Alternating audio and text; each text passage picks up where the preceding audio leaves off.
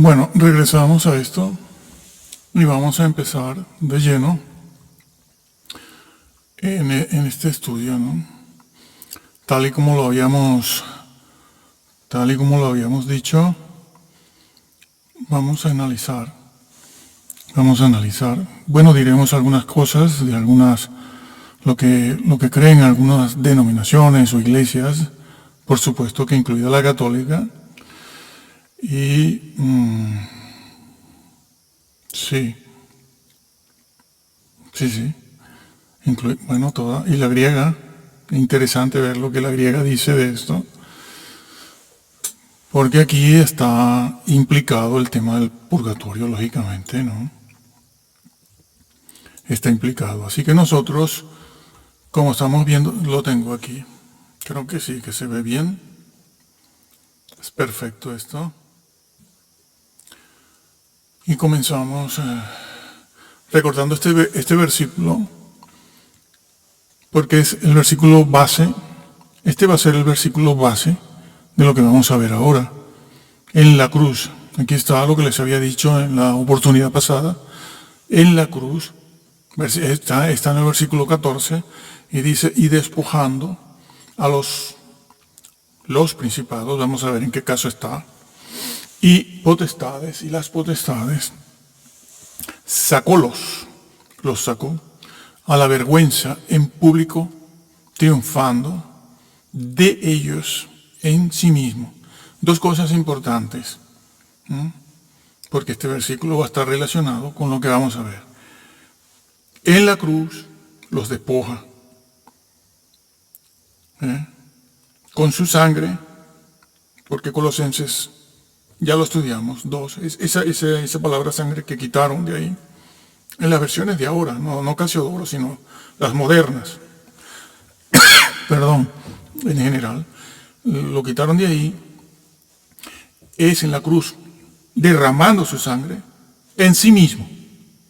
Vamos a ver, esa no es duplicidad, es complemento, si lo quiere llamar así, o un complemento, es un énfasis, un redoble de la verdad al cuadrado, hablando en estos términos. Y vamos a fijarnos aquí, entonces, ese versículo de Colosenses nos lleva a Primera de Pedro 3:18, y vamos a verlo, vamos a meter aquí de manera amplia. Partimos de una premisa principal, porque si no establecemos el fundamento como el fundamento de una casa, un edificio, si no le ponemos un fundamento, pues el edificio se nos puede caer en cualquier momento. Hay una premisa en la cual ustedes pueden ahondar más, porque yo les pongo un versículo para ello, pero tampoco nos vamos a detener aquí, porque se supone que esta es una verdad tan evidente, que se supone que es de aceptación general. Si viene alguien diciendo que no, déjenlo, no le hagan caso. Esa persona no sabe nada y lo que quiere es distraerlos, sacarlos de la verdad, y ustedes no saben si es una persona equivocada, un verdadero creyente o es la cizaña. En segunda de Pedro lo dijo, entrarán en los últimos tiempos sigilosamente, no es evidente. Los engañadores, los falsos profetas, no es evidente. Y la cizaña es igualitita al trigo, sí señor.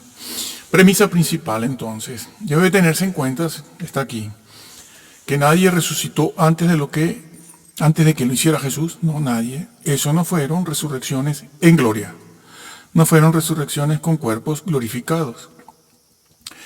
Hay quien, para estos casos, como el de Lázaro de 4 días, un muerto de 4 días, o como en el caso del hijo de la viuda de Naín, o cualquier otro caso, incluso en el Antiguo Testamento, como el hijo de la viuda de Sarepta. Esos son resucitaciones. Hay quien le pone ese nombre, bueno, está bien, para distinguir esos casos de la resurrección en gloria. Nadie resucitó en gloria antes de Jesús. Nadie. Partimos de esa base. Esto sería, afirmar que sí, sería como se ha escrito aquí, además de una herejía volver a glorificar a Jesús, quitándole sus triunfos, que es o lo que ignoran muchos, o lo que tergiversan otros, o lo que otros sienten como una desidia. Dice, bueno, pero yo ya no importa lo que tú creas en eso, tú eres salvo. No, darás cuenta de tu doctrina. Por tus palabras serás justificado, es decir, tu doctrina, o por tus palabras serás condenado. Seguimos leyendo aquí en esta parte. Pues Jesús es, aquí está la frase, es primicia de los que durmieron, de los que murieron. ¿Primicias en qué? En la resurrección. Tienen aquí algunos versículos, pueden buscar otros, ¿no? El primogénito, el primero en todo. Jesús es el primero en todo. Y en Apocalipsis 1, cuando se le revela a Juan en la isla de Patmos, él llega a decir allí en el capítulo 1, dice, yo soy el alfa y el omega, el principio y el fin. El todopoderoso. Lo dice él mismo. El todopoderoso. Que en un debate que ya hace hace como 2 décadas o más, fui a un debate con un testigo de Jehová con este versículo. Y fue capaz de negar y decir que no era todopoderoso. Cierra la Biblia, vámonos. No, así no se puede. No pierda el tiempo con esas personas. Bueno, allí en Apocalipsis, el Señor lo dice, yo soy el alfa y el omega, el principio y el fin. Estuve muerto, pero ahora vivo y vendré. Soy el todopoderoso. El alfa y el omega se utiliza principio y fin. Está en Génesis 1, sí señor. En hebreo también se utiliza para decir que Jesús lo contiene todo, así como entre el alfa, la A, alfa y omega, la. Bueno, en el alfabeto griego, omega, es la última. La nuestra sería la Z. Entre la primera letra del abecedario y la última están todas las demás letras, todas las demás, todas. Están todas las demás y están todas las demás contenidas dentro de la primera y la última. Todo está contenido ahí, todo. Y Jesús dice, todo está contenido en mí. Todo, absolutamente todo. Yo porque Jesús es el arquetipo de toda la creación. En Él reside el modelo, para decirlo de esta manera, el modelo de cada cosa creada. Esa es la grandeza, no solo de su persona como hijo de Dios, en su deidad, sino la grandeza del hombre Jesús, del Hijo de Dios humanado, asumiendo naturaleza humana. Es la grandeza. No podemos, porque ese versículo nos va a llevar al Hades. Por eso lo estamos viendo, porque hay más adelante el versículo, creo, 18, lo dice. 1:18 dice, yo tengo las llaves de la muerte y el Hades. ¿Cómo las consiguió? Dios lo puede todo, es Dios quien tiene, hombre, claro, por supuesto, todo. No, la tiene como hombre. La ganó allí donde estamos diciendo, en la cruz, que estamos analizando, a entrar a analizar eso. Y ya lo estamos haciendo. Yo tengo las llaves, la gané.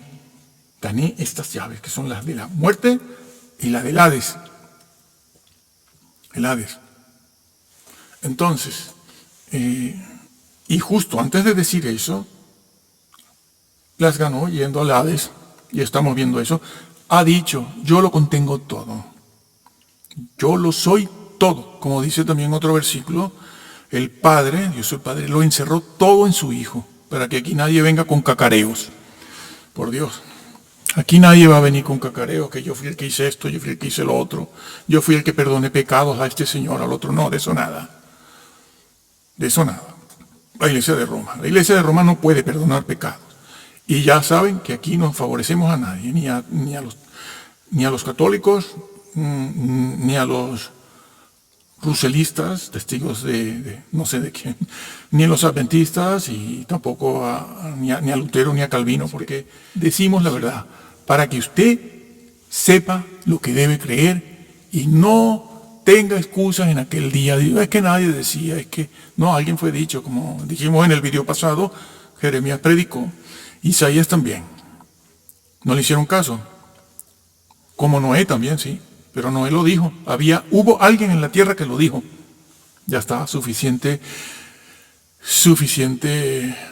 como para que Dios pueda establecer un juicio a todos los seres humanos y a la iglesia, incluida la iglesia. Entonces, tenemos que tener como premisa eso, que Jesús lo encierra todo, Jesús lo es todo.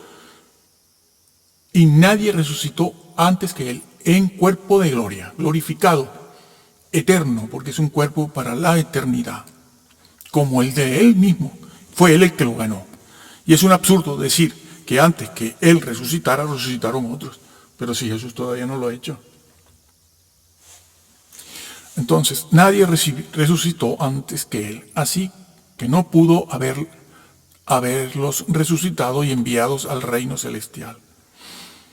Hijo de la viuda, bueno, son los casos que le mencioné hace un momento. Bueno, seguimos aquí en esto. Partimos entonces de esa base y vamos a ver el versículo en detalle. Primero de Pedro 3:18, y esos son vocablos griegos, pero usted no se preocupe si no sabe griego, porque nosotros se lo ponemos a la altura suya. Aquí no estamos estudiando filología griega, simplemente estamos viendo la palabra de Dios. Y por poco que bueno, todos ustedes son estudiados, ustedes sí lo ponemos a la altura suya, hermana. Y esto es lo que se dice, habiendo sido muerto, palabra muerto, de hecho, a carne, no tiene el artículo, va sin artículo, ya se lo pondremos nosotros, habiendo sido hecho vivo, pero a espíritu. Bueno, en primer lugar entonces tenemos aquí esta tanatoseis, bueno, eso es como una seta, ¿no? Ahí, de donde viene nuestra palabra tanatorio, sí. Eso es un verbo, no es el sustantivo, muerto, el muerto. Artículo, muerto es un sustantivo. No, esto es está funcionando como verbo, matar, ya está. Morido no, no se puede poner así porque es mal castellano. Eso es un verbo, como lo tienen ahí, eso es un participio pasivo. Sí, lo mataron, a Jesús lo mataron. Y es un participio pasivo perfecto que habla de una acción que se hizo completa, que se completó en el pasado y sus resultados todavía perduran.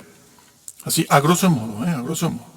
Ya pueden ustedes buscar después un poco más en todos los libros, manuales, etc. Bueno, habiendo sido muerto, sí, es correcto. Nosotros diremos, como está puesto en nuestra traducción, habiendo muerto, bueno, lo mataron, porque la palabra creo que está ahí, sí, la estáis viendo aquí, se traduce con el verbo matar, sí. Hay un par de ejemplos ahí, ahora no los vemos estos, pero ustedes tienen estos ejemplos ahí. Habiendo muerto, es esta palabra, la que yo les dije, ¿no? De aquí viene nuestro vocablo tanatorio. Bueno, aquí tienen una prueba de que muchos vocablos en castellano proceden tanto del latín como del griego. Tanatorio, hacer morir. Y esto lo que quiere decir es que su muerte fue real. Murió. El hecho se dio. No quedó medio muerto, no, es muerto total. Y lo va a reafirmar con esta partícula que tienen aquí. Esta partícula, está la flecha ahí. Bueno, se puede hacer esto a lo mejor, ¿no?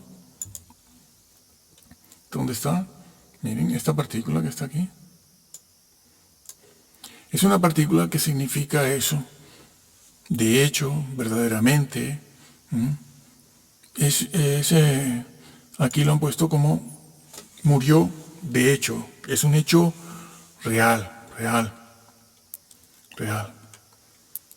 Un hecho es que real. Esta partícula tiene completa actualidad, verdaderamente. Es una partícula que sirve para enfatizar algo, que lo va a hacer más adelante ahora con la otra partícula. Pero, creo que está por ahí, es esta partícula que está aquí. Son dos partículas, sobre todo esta, que se utiliza para enfatizar aquello de lo que se viene hablando. Vamos a ver de qué se viene hablando. Pero ya lo viene haciendo con esta partícula que serviría también para eso, y de hecho sirve. Verdaderamente, de hecho. Contraste entre dos realidades. La realidad entre que fue muerto, estuvo muerto de verdad, lo mataron de verdad y murió de verdad. Y el hecho del cual va a hablar ahora posteriormente, que es que siguió vivo, pero siguió vivo. ¿Cuántas iglesias y denominaciones tergiversan la realidad no solo del infierno, sino de la supervivencia del espíritu después de esta vida? ¿Y por qué niegan el infierno? Pues por esa razón. Por esa razón tienen que negar ambas cosas. Si niegan una, niegan la otra. Y si niegan la otra, tienen que negar la una. Porque si no, bueno. Entonces, a la verdad, ciertamente Él murió. Seguimos diciendo lo que tienen ahí. No es una referencia entonces a los días de Noé, porque esto lo tergiversan, lo enredan, lo embolican, lo enredan, ¿no? Hacen como una especie de una estopa, ¿no? La estopa, como la conocen en Sudamérica. Y aquello, y al final te dicen, no, eso es en los tiempos de Noé, pero no está diciendo eso. Está ubicándose en el tiempo presente, allí algo que sucedió en el siglo I. Aquí hay una cosa importante para el mismo cristiano, porque hay cristianos que dicen, yo creo los evangelios, yo creo todo lo que está narrado ahí, yo creo lo que dijeron los evangelistas. Yo creo que Jesús fue esto, yo creo que los apóstoles hicieron lo otro, pero esto de que resucitó, no lo puedo creer. Entonces yo digo, mi estimado, usted nunca podría ir a ningún sitio a tener estudios superiores, ni en filosofía, ni en historia, ni en geografía, y así en otras áreas. No podría usted. ¿Por qué? Porque, por ejemplo, en filosofía o en historia le van a hablar, por ejemplo, de Sócrates o Aristóteles. Pero lo que usted va a aprender allí de estos filósofos, políticos, guerreros, guerras, lo contaron unos señores. Lo que sabemos de todos esos siglos en cuanto a la historia, la geografía y también la filosofía, eso lo contaron unos señores. ¿Quiénes? Sus discípulos. Ah, pero usted lo cree. Sí, yo lo creo. Yo soy licenciado en esto, soy licenciado en lo otro. Entonces, usted no puede ir allí. Porque esto de la Biblia es igual. Estos son hechos históricos. Si usted cree lo que los apóstoles dijeron sobre la vida, los milagros de Jesús, tiene que creer también lo que ellos no esperaban la resurrección exactamente. No esperaban la resurrección del Señor. Ellos no estaban acordándose de que el Señor se los había advertido. Sin embargo, los enemigos de Jesús, sí. Por eso le piden a Pilato que ponga allí unos soldados que vigilen la tumba para que no roben el cadáver de Jesús y al final terminen diciendo que resucitó. Pero eso no lo sabían los discípulos. Ellos estaban completamente frustrados, entristecidos, porque no. Entonces, si ellos más tarde van a decir que resucitó, créalo también. Si usted cree una cosa que contaron ellos, crea la otra que también la contaron, sobre todo porque no la esperaban. ¿Darán cuenta de esto aquellos que lo niegan? Bueno, entonces ciertamente enfatiza el escritor aquí, Pedro dice, no, es que él murió de verdad, verdaderamente. Y murió, dice, ¿cómo? A la carne. La conocida palabra sarx que usa mucho Pablo. Pero no es morir, no hay que confundir aquí la gramática ni el griego. Esto es un dativo, como un complemento indirecto. Bueno, pero la acción de todas maneras recae, está recayendo sobre la carne. Murió es matar, lo mataron. Esa es la acción. El sujeto es Jesús. Y esa acción de matar a Jesús, ¿sobre qué recae? Sobre su carne, solamente. Lo está diciendo. No sobre todo su ser. Porque va a hacer el contraste diciendo, pero el espíritu sigue vivo. Que de eso vamos a hablar ahora. Y entonces el escritor dice, él muere a la carne. A mí me gusta utilizar este complemento indirecto, este dativo, más bien de ubicación, porque dice en qué muere, en dónde muere, en la carne. Es que la en es una preposición de lugar, sirve para eso. ¿En dónde? ¿En dónde? Entonces, muere en la carne. Pero en el griego, como es, no estamos dando clase de griego, pero nos basamos en él. Aquí está para todo el mundo. Nadie está diciendo nada que no esté escrito. Por eso lo hacemos así, para que usted sepa que debe creer y usted vea en su iglesia que enseñan, o que no enseñan, o que disimulan, o que no se comprometen, o que tienen desidia en cuanto a esos temas. Porque, bueno, no sé qué decir, no quiero decir más. Sarx, muerto a carne. Pero nosotros en nuestro idioma tenemos que poner el artículo, a la carne. Y yo prefiero a veces utilizar este complemento indirecto de ubicación, en la carne. No por, que es como instrumental, no a, que se puede usar a, muere a.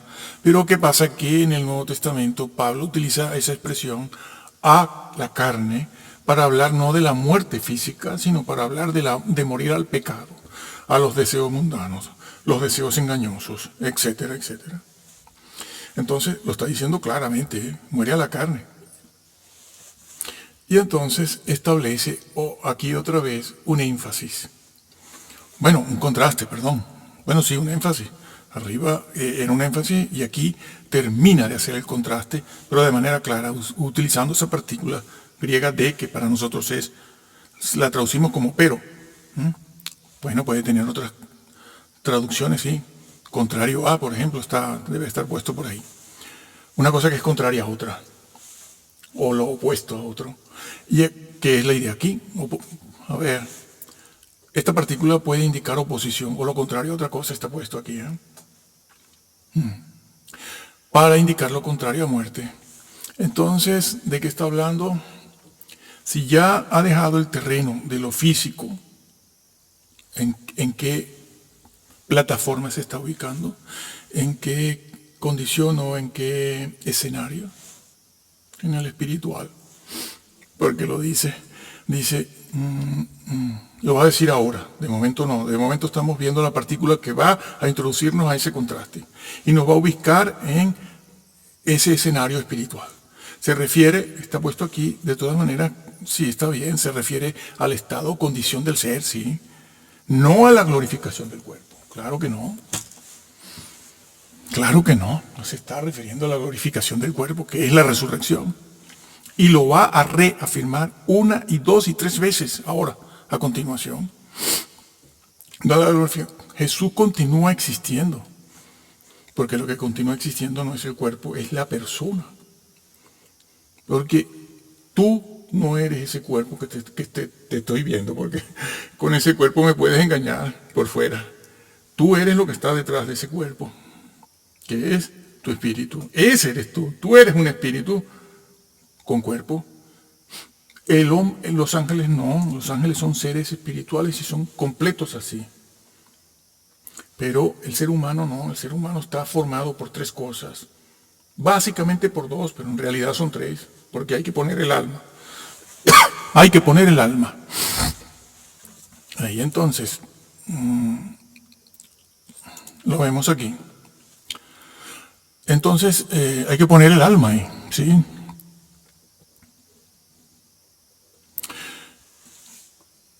Jesús continúa existiendo, ¿por qué? Porque Él es un ser, Él es un hombre. Y aquí hay que decir algo. Bueno, lo decimos ahora a continuación mejor. No está puesto aquí. Él está consciente de sí mismo. Esto va contra quiénes? Bueno, pues contra varias grandísimas denominaciones o iglesias. La iglesia. No, esto no va contra Roma. La doctrina que usted tiene como protestante viene de atrás. Viene de Roma, claro, ellos no inventaron nada. Incluso los que crearon todas esas doctrinas, muchas de ellas, lo hicieron los que vinieron después, en el siglo XVII, XVIII, XIX, y no te digo el XX. Allí con el seminario de Dallas, pertenecían al seminario de Dallas y otras cosas. Allí se terminaron de esquematizar cosas y se crearon cosas. Dios mío. No se fueron al exégesis, no se fueron a los comentarios, todos esos libros. Yo los he leído. Mira, aquí tengo a Hendrickson, vaya. Tengo a Hodge por ahí también. Bueno. Y así, porque esta no es toda la biblioteca de este servidor. Y repetimos la pregunta. ¿Esto va contra quiénes? Pues contra todos, casi todos. Casi todos. Expresión necesaria para hacer el contraste. Jesús sigue vivo, pero murió en su naturaleza humana. Yo creo que valdría la pena decir esto, porque esto no está aquí, lo que vamos a decir ahora. Porque Jesús era un humano. No. Eso ha sido otra herejía que han enseñado por ahí. Jesús era perfecto en su humanidad, por eso él no sufría enfermedades. Y por eso él pudo también, ese versículo que dice, por su llaga fuimos sanados. Son dos, en Isaías está también. Y está dicho creo que por Pedro precisamente.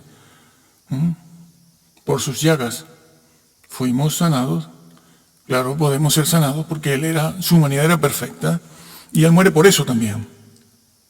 Por el pecado y por nuestra salud física. Pero no entramos en esos temas ahora. Lo han negado, ya lo sé. El famoso cesacionismo. Aquí lo sabemos bien. Jesús sigue vivo, pero murió en su naturaleza humana. Retomo esta idea. Él muere. Claro, ese es otro error que desglorifica al hombre Jesús, al Redentor. Porque algunos dicen, bueno, ¿y cómo fue que salió del cuerpo? Pero si es Dios, es un hombre. Como si Dios mismo sale del cuerpo, deja a Jesús en la tumba,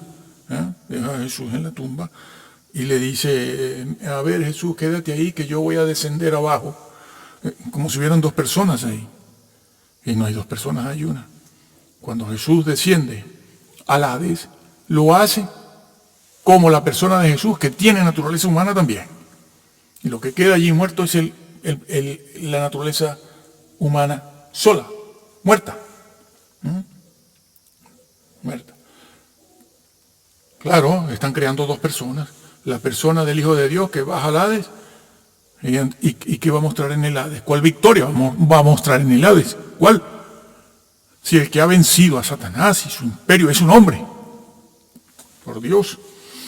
No, el que sale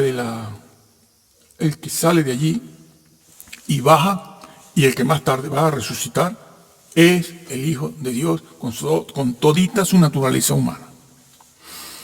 Entonces,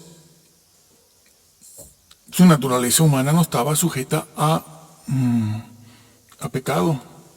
Ya eso lo hemos explicado, no volvemos otra vez a eso. Pecado de omisión, comisión, inclinación, intención. Volveremos a eso más adelante cuando tengamos que ver aquello que está en Hebreos, cuando se dice que tal sumo sacerdote nos convenía, santo, sí, pero hay otra palabra que está ahí, que dice inocente y sin mancha. ¿Eso qué es? Dios mío.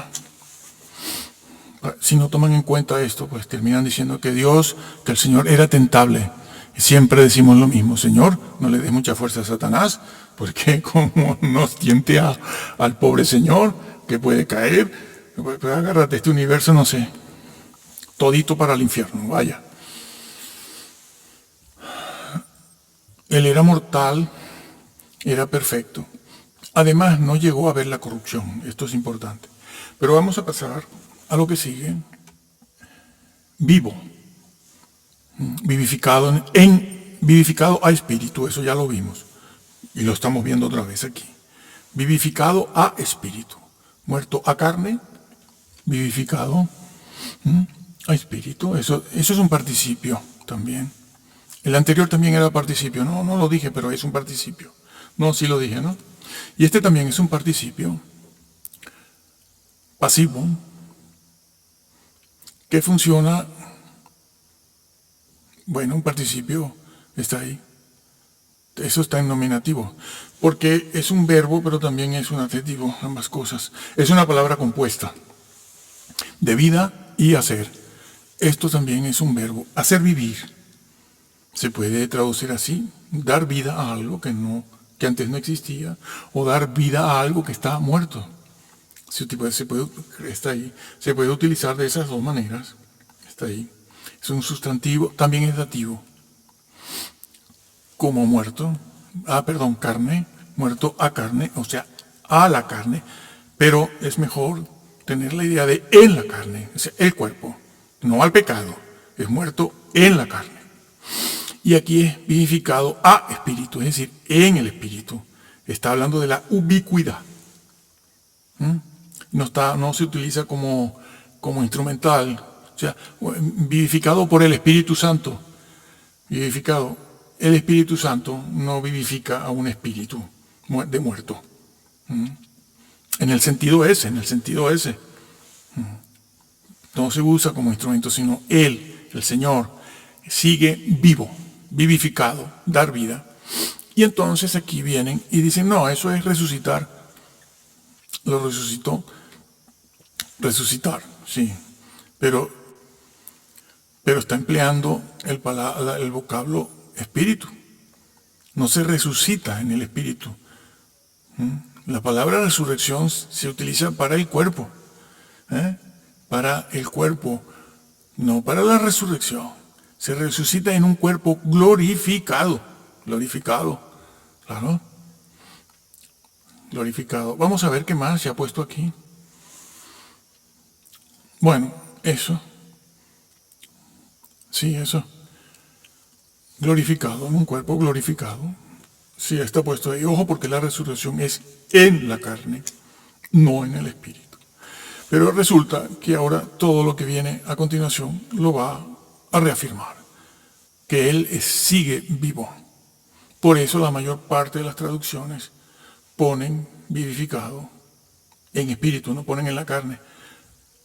Bueno, veremos la NBI qué hace. Son de ellos, ¿eh? Bueno, son evangélicos protestantes, son protestantes propiamente. Creo que está por ahí, ¿no? Bueno. Lo vemos entonces. Seguimos viendo esos versículos que van a reafirmar que Él fue vivificado, es decir, sigue vivo en el Espíritu. Aquí está el vocablo Espíritu, lo vemos. Es ese vocablo que tenemos aquí, que sigue vivo. No habla de resurrección, se refiere al estado. Como decíamos antes, utiliza el vocablo neuma. Bueno, creo que neumático viene de aquí, de este vocablo, por el aire, porque el Espíritu sopla de donde quiere, sopla como el aire, ¿no? Neumático porque se infla, algo que se hincha con aire, a espíritus. Entonces sigue emplazado en ese estado, en esa condición del ser que es espiritual, como va a corroborarlo ahora a continuación. Y no es por el Espíritu Santo aquí no se dice que está interviniendo para que siga vivo. Vive de por sí porque esa es la condición estructural del ser humano. El ser humano muere, pero sigue vivo en su espíritu. Eso Dios lo ha hecho así. Bueno, pero aquí hay una aclaración, ¿no? En la resurrección, sí intervino en la resurrección del Señor, que va a ocurrir después de 3 días. Sí va a intervenir el Espíritu Santo. Pero ojo, porque la Biblia lo dice, por ejemplo, ahí en Romanos 8, 11 y otros versículos, pero también se dice que lo resucitó el Padre. Y entonces, claro, quienes no entienden la deidad, dicen, bueno, pero ¿quién lo resucitó? ¿Fue el Padre o fue el Espíritu? Y después a lo mejor hay otro versículo donde dice que el Señor tomó su propia vida de nuevo. Él la pone y Él la toma Y entonces dicen esto, la Biblia se contradice, la Biblia se contradice. Y se van al mundo, pero siguen en la iglesia. Dice, esto no hay quien lo entienda. Digo, no lo entiendes porque tú no estudias. Si el espíritu de aquel que resucitó a Jesús, ese versículo lo termino yo de decir. Si el espíritu tiene que ser mayúscula porque es el Espíritu Santo de aquel, muy bien, que resucitó a Jesús en cuerpo, el cuerpo, no el espíritu. ¿Mora en vosotros? Sí, mora. Hay una condición griega ahí. Aquel que resucitó a Jesús los resucitará a ustedes. El espíritu, no. El cuerpo. Está hablando de la glorificación del cuerpo. Seguimos. Sí, está bien esto, sí, porque para la palabra resucitar, el vocablo resucitar, se utilizan otros vocablos, levantar. Levantarse, que también se utiliza para levantarse de una situación penosa, puede ser una enfermedad, está ahí, resucitar, levantarse de una situación de pecado, de tinieblas, también se utiliza ese vocablo para traducirse por resucitar. Seguimos. Y entonces aquí viene esa confirmación de lo que viene diciendo. Reina Valera dice, versículo 18, siendo a la verdad muerto en la carne, pero vivificado en espíritu. Vivificado en espíritu. Y dice, en el cual, aquí lo tienen, lo subrayamos, sí, ahí está, miren, en el cual, y dice también, y luego dice, fue. ¿A dónde fue? Cuidado, vamos a ver los detalles de esta. Muy bien, volvemos aquí. Y regresamos al estudio allí. Bueno, en griego lo tenemos, un griego muy simple. Lo tenemos aquí también. El versículo en el cual, se los adelanto, ya que lo tenemos aquí en griego, está en inglés, pero está en castellano me parece. Dice en. ¿Qué denota eso? Posición, lo tienen aquí. Bueno, ahí está, posición. Ubicación. Posición. Ubicación en el sentido de posición, como quien dice, en la mesa o sobre la mesa. También en el cual, y aquí está, esto debe ser un promesa, o sobre la mesa. Entonces, el versículo que sigue a ese 18 que hemos visto, lo está diciendo. En el cual, está aquí, fíjense en esta frase, en el cual fue. Ese es el término griego en hijo, el cual. Esto indica posición y esto indica en un sentido el medio. Esto es posición y esto es para referirse a lo que demuestra. Por eso es un pronombre demostrativo que te demuestra el qué del asunto, del tema. Está hablando del espíritu, se refiere al espíritu en el cual. Claro, por eso muchas traducciones dice en el espíritu. Directo, y ya está. Y fue en el espíritu. No te ponen en el cual. Se lo ahorran, claro, bueno, directo. Y en el espíritu fue. No fue en el cuerpo, señores. ¿Cómo se les ocurre decir eso? Pero si eso está dicho aquí. Que él descendió en el espíritu. Y va a decir, fue de arriba abajo, porque va a decir que descendió. En el espíritu desciende. ¿A dónde? A la Hades. Bueno, claro, tienen una ilustración en el rico glotón. Por ejemplo, llegaremos a eso. En su espíritu. Eso es una preposición que indica posición. Y, bueno, las dos frases, las dos palabras, yo diría que indican el instrumento en el cual fue. En el cual, instrumentalidad dice allí, ¿no? Y esto, muy bien, en el cual fue, en este caso, un refuerzo que indica. Claro, ya lo ha dicho, eso lo ha dicho ya. Esto es un refuerzo, esta frase, este versículo. Fue. Dice, ¿cómo fue y en qué fue? Fue en el espíritu. Fue en el espíritu, en el espíritu, a proclamar su victoria sobre Satanás. Y fue como hombre, fue el hombre el que venció en la cruz y fue el hombre el que va a ir abajo. ¿Se han preguntado eso? Con Jesús a la diestra, con el Hijo de Dios a la diestra. Nunca se califica de seno de Abraham. Se califica de paraíso, sí. Porque paraíso, para paraíso, el vocablo paraíso se utiliza para 3 lugares, cuando menos. Y no creo que ninguno más. El Edén, el Hades y el cielo mismo. ¿Y dónde está el seno de Abraham en el cielo? No, el cielo no es propiedad ni característica ni algo digno de Abraham. Tan es así que Abraham, cuando falleció, el más grande hombre de la fe, digamos, sin embargo no entró en el reino de los cielos, señores. ¿Por qué? Porque todavía nadie había pagado la sentencia.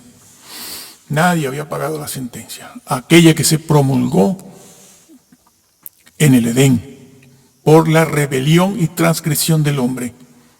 No fue una ignorancia, fue una decisión firme, a cara abierta, delante de Dios. Yo decido esto. Muy bien. Así que a mí me deja tranquilo. ¿Y qué hizo Dios? Le dijo, sí, yo te voy a dejar tranquilo, fuera del Edén. Sin santidad nadie verá a Dios. Que lo cambian. Sin amor nadie verá a Dios. No. Sin fe nadie verá a Dios. No. Sin santidad. Entonces, él bajó como hombre al seno de Abraham. El seno de Abraham no está en el reino de los cielos. Allí está Dios el Padre. Y lo encerró, bueno, lo que decíamos antes, lo encerró todo en sí mismo. No en Abraham, ni Jacob, ni Isaac, ni estos mesiánicos. Lo encierra todo en él y en su hijo. Y este es el cielo. El seno de Abraham está en otro lado. Y eso es un privilegio enorme que Dios haya querido darle a ese lugar de consuelo en el centro de la tierra, consuelo o esperanza o espera, darle el nombre del el más grande hombre de fe que fue Abraham. Eso es meritorio y dudo que haya alguien que pueda igualarlo, siquiera igualarlo. Pero las cosas en su sitio, que por no hacerlo van idolatrando a todos estos, que me voy a callar la boca porque ustedes, todo lo que está saliendo a la luz y lo quieren tapar a como dé lugar. No lo crean, no lo crean. Porque todo eso que ha salido a la luz es cierto. Y eso es viejo. Es que el asunto de estos pecados de estos líderes es un asunto muy viejo. Ahora ha salido porque hay quienes se atreven y están metidos en unos rollos acusándose unos a otros. Bueno, seguimos en lo nuestro. Apaga la luz y vámonos, sí señor. Y él fue allí, el hombre Jesús, a proclamar su victoria. Aquí hay una cosa importante. Vamos a verla, importantísima.